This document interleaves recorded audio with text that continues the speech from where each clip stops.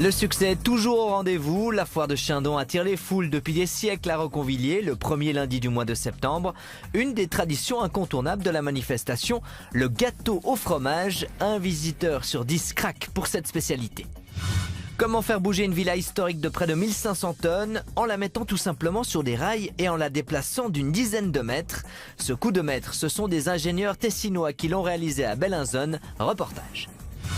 Et on vous emmène en fin de journal dans un petit coin de paradis perdu au-dessus de Rossinière, dans le canton de Vaud.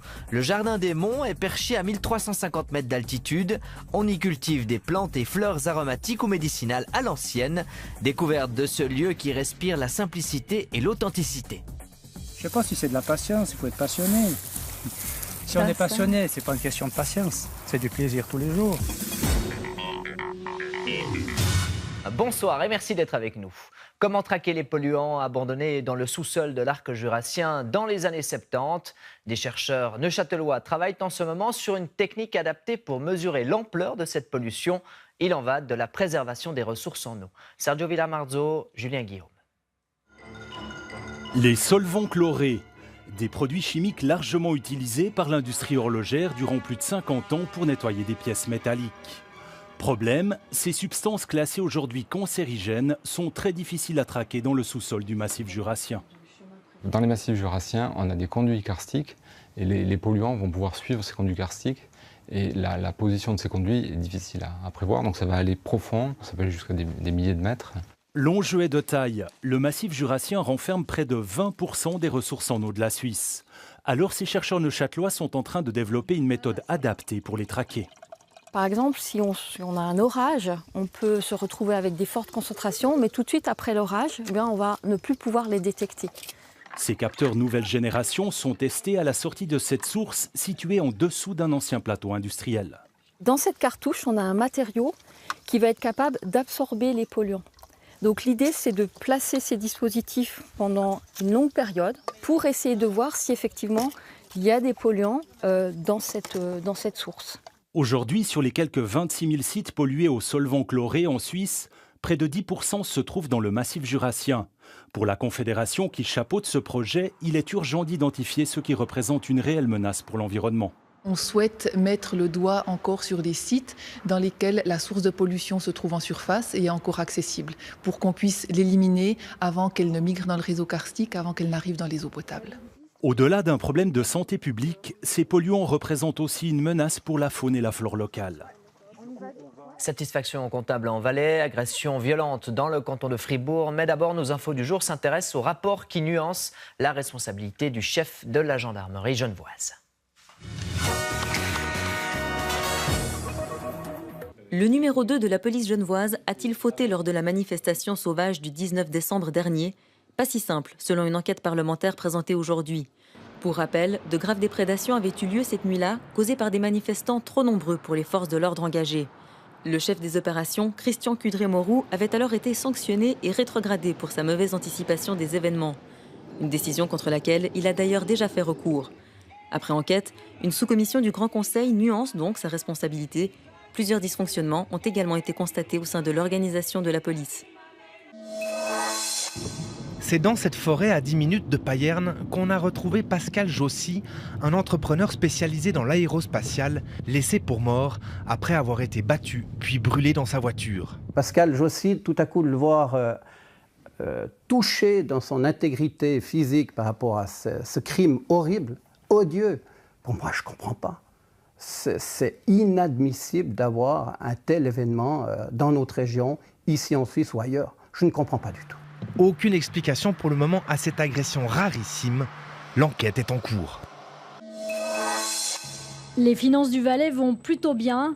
Le budget 2017 du canton prévoit des investissements records, 609 millions de francs, un niveau encore jamais atteint.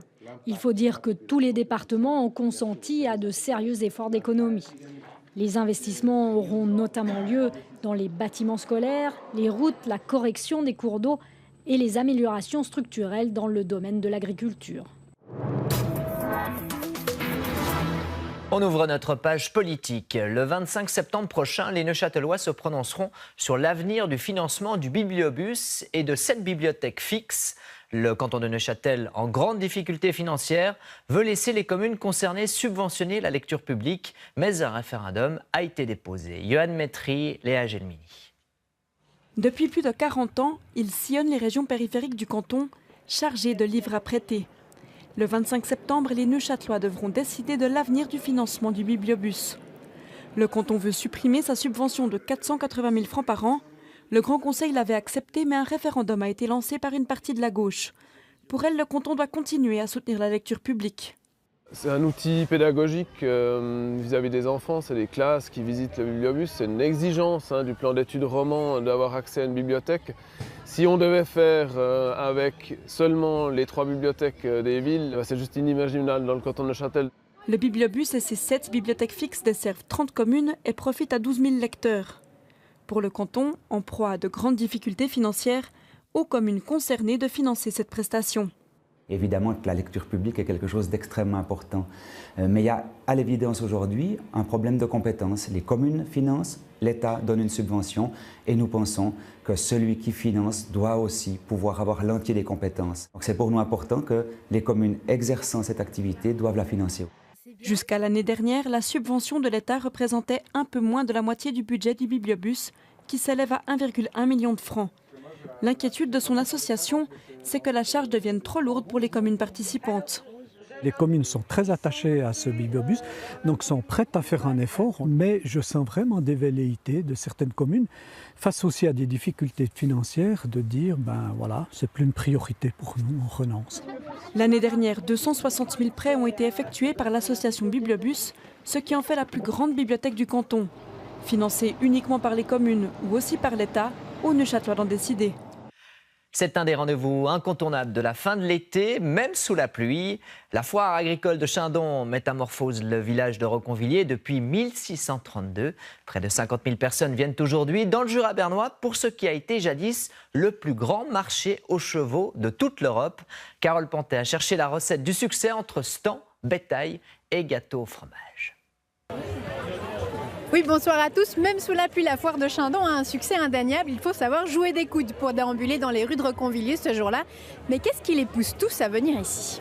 On voit beaucoup de monde qu'on ne voit pas durant l'année. Oh, c'est l'ambiance, c'est comme je vous dis, c'est notre vie, quoi. Ça va avec notre vie, notre culture ici dans la région. C'est tout pour nous, la foire de Chindon. On ne peut pas s'imaginer qu'elle disparaisse, c'est pas possible. Donc il y a beaucoup de Suisses alémaniques qui viennent ici, qui prennent congé pour venir à la foire de Chindon. Donc c'est inné, c'est dans les tripes. Oui, le premier ingrédient du succès, c'est bien la convivialité. On y vient parce que tout le monde y vient et qu'il faut y être. 550 marchands et forains sont d'ailleurs au rendez-vous chaque année. Mais font-ils des bonnes affaires? Les affaires se passent ici, mais aussi beaucoup plus tard, dans les semaines à venir. Les gens nous rappellent et c'est bien. Moi, j'ai jamais fait énormément d'affaires, pour être franc, mais on a des contacts. Mais en discutant avec des collègues d'avant, c'était un rendez-vous important. Les ventes n'étaient pas de 100 000 francs ou de machin comme ça. Je me souviens où j'ai fait mon apprentissage, le grand-père disait, pour Chindon, on amenait 2 chars, on les ramenait plus, ils les vendaient à Chindon. Il faut regarder les prix, un peu tous les prix. Il y a du cher et du beau marché, comme on dit. Là, vous avez fait une bonne affaire. Oui, là, j'ai fait une bonne affaire. Volontiers une tranche de gâteau au fromage, s'il vous plaît. Voilà, 4,50. Merci beaucoup, bonne journée. Il y a une chose qui a un succès indéniable, c'est le gâteau au fromage, c'est la spécialité. Je vous propose de découvrir tous ces secrets grâce à Pascal Bourquin. Et moi, je la goûte. Historiquement, le gâteau au fromage vendu par les enfants a toujours été fabriqué par les boulangeries de Reconvilliers. Mais aujourd'hui, c'est uniquement ici qu'ils affluent tous pour venir se réapprovisionner. Avant, encore quand j'étais en apprentissage, il y avait encore 3 boulangers. Mais aujourd'hui, voilà, comme partout, il y a de moins en moins de boulangeries. Et il n'y a plus que nous. Nous, on a toujours fait le gâteau au fromage, aussi loin qu'on s'en souvient. Je suis la 4e génération, mon grand-père, mon arrière-grand-père, tout le monde faisait du gâteau. Un gâteau dont Olivier Hoffmann partage volontiers le secret de la réussite. Alors le véritable secret du bon gâteau au fromage, c'est d'avoir du bon fromage. Finalement, c'est ça le plus important. Nous, on va chercher le fromage en gruyère, du gruyère d'alpage qui a bien du goût. Après quoi, il faut ajouter la liaison. C'est uniquement de la farine, des œufs, du lait et un peu de sel. Une fois le gâteau terminé, direction le four. Temps de cuisson, 50 minutes. Il faut qu'il soit bien chaud. Les gens, ils aiment le gâteau au fromage chaud. Ah, celui-là, il va bien. Au fur et à mesure de la disparition des autres boulangeries, celle d'Olivier Hoffmann s'est retrouvée avec toujours plus de travail. Impossible dès lors de fabriquer tous les gâteaux le jour même. Tous ceux que vous voyez là, on les a fait déjà depuis quelques semaines, on les congèle et puis le jour de la foire, on ne fait plus que les réchauffer. On pourrait pas, on devrait avoir 3 fois le volume du four si on voulait les cuire le jour même. En moyenne, un visiteur sur 10 craque pour la spécialité de la foire, ce qui implique donc la production de plus de 4000 parts, donc 350 gâteaux. Alors un délicieux gâteau au fromage, beaucoup de convivialité et puis quelques bonnes affaires. C'est ça les 3 ingrédients du succès de la foire? Oui, tout à fait, c'est les 3 ingrédients de succès. Je rajouterai le 4e, les animaux aussi. Beaucoup d'animaux et puis, alors au début il n'y avait que des chevaux à l'origine, aujourd'hui c'est très diversifié. Alors comme on l'a dit, beaucoup de chevaux, également les petits animaux aussi sont venus là, les poules, les lapins et des chèvres, des choses comme ça et même des petits chiots. Tout n'est pas immuable, il y a aussi des choses qui changent dans les cadres, il y a des nouvelles normes, on ne peut plus tout faire comme avant. Alors ça, c'est tout à fait, surtout spécialement des petits animaux, on a des normes de détention, des grandeurs de cage, on a de l'ombre à donner et aussi un contrôle de tous les bovins qui doit se faire informatique. L'animal rentre le matin, elle est directement répertoriée. On ne peut plus non plus venir à pied avec ses chevaux, il y a notamment un marchand qui le faisait comme ça. Hein. Alors tout à fait, il y a quelques années en arrière, il y a le marchand au Plic qui venait à pied avec ses vaches depuis Sonsbo et puis maintenant, suite aux difficultés et puis aux excréments, il a dû cesser. Alors il y a autre chose qui est immuable, c'est que c'est bien la commune qui organise la foire, ce n'est pas une organisation extérieure. Alors ça c'est juste, tout à fait, c'est la municipalité d'Urcovier qui est la foire de Châdon rentre dans les comptes municipaux, dans les budgets municipaux et d'où on ne doit pas avoir un couvert de déficit. Merci beaucoup pour ces explications, on vous souhaite 400 ans, allez on dit, de vie supplémentaire. Peut-être pas vous à la tête du comité d'organisation. Je vous souhaite une bonne suite et puis à vous évidemment une excellente soirée, au revoir. Merci Carole et à demain. Une villa historique qui se déplace au fond du jardin pour laisser place à de nouvelles constructions. Ce coup de maître a été réalisé à Bellinzone par des ingénieurs tessinois. Il a fallu 3 mois de travaux pour faire glisser ces 1500 tonnes sur près de 10 mètres. Alors comment densifier sans abîmer le patrimoine? Le reportage de la télévision suisse-italienne adapté par Sandra Jamais. À Bellinzone, personne n'a voulu manquer l'événement, voir cette villa historique se déplacer sur son terrain, l'épilogue de 3 mois de travaux. On a découpé complètement les fondations de la villa avec une lame. Petit à petit, on l'a posée sur des poutres et on a enfilé dessous tout un système de rails avec un chariot et des rouleaux de 12 cm de diamètre environ. Et puis on l'a poussé avec des pistons hydrauliques. 1500 tonnes à déplacer sans faire couler une goutte de vin.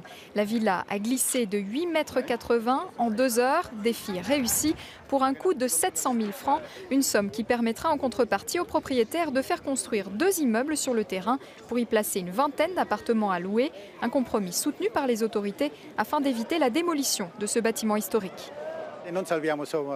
On ne sauve pas que la villa. On sauve une partie de l'histoire de la ville, mais aussi une partie de l'histoire de notre famille.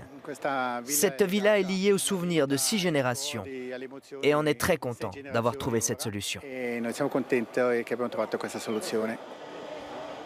Construite en 1901 et désormais sauvée de la démolition grâce à cet arrangement, la villa a été inscrite par la ville sur la liste des 250 biens culturels à protéger. La modification de la loi sur les biens culturels, qui prévoit l'obligation pour la commune de contribuer aux frais de restauration, pourrait nous mettre en difficulté. Donc il faudra penser aussi à la dimension financière.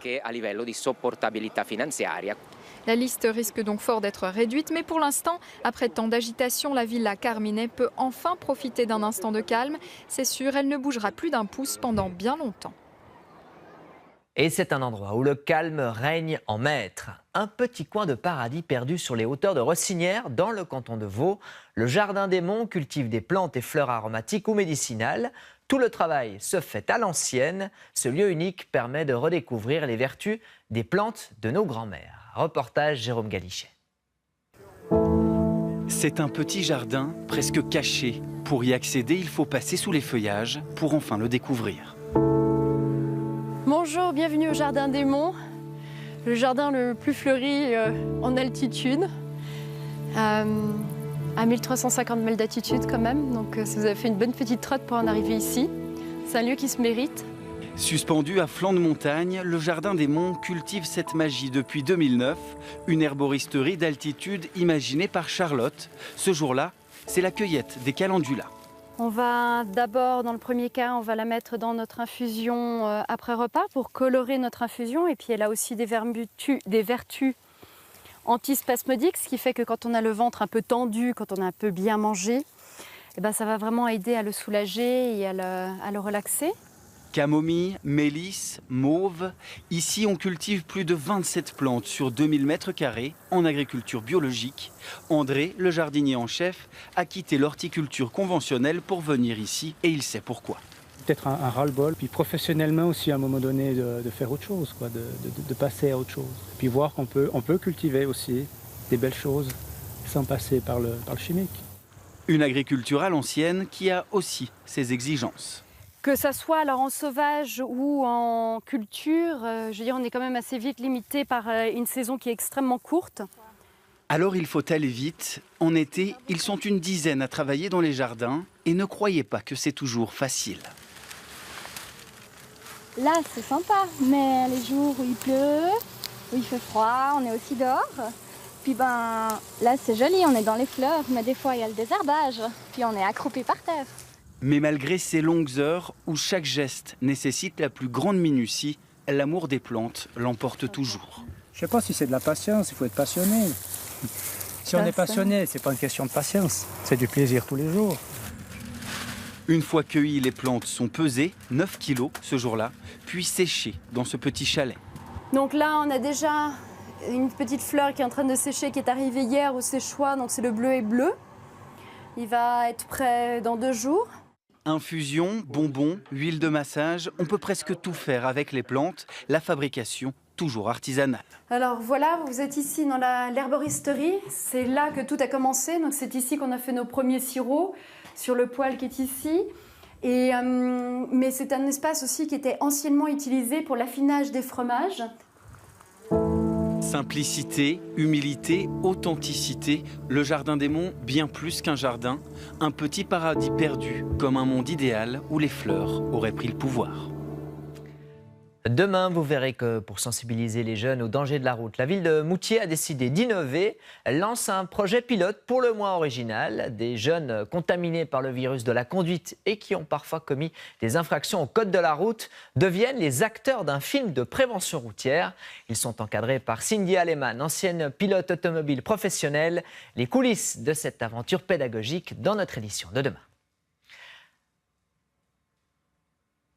Dans un instant, le 19h30 et son invité, Pierre-Yves Maillard, qui évoquera la suite de son parcours au gouvernement vaudois. Toute l'équipe de Couleurs Locales vous souhaite une très belle soirée sur la RTS.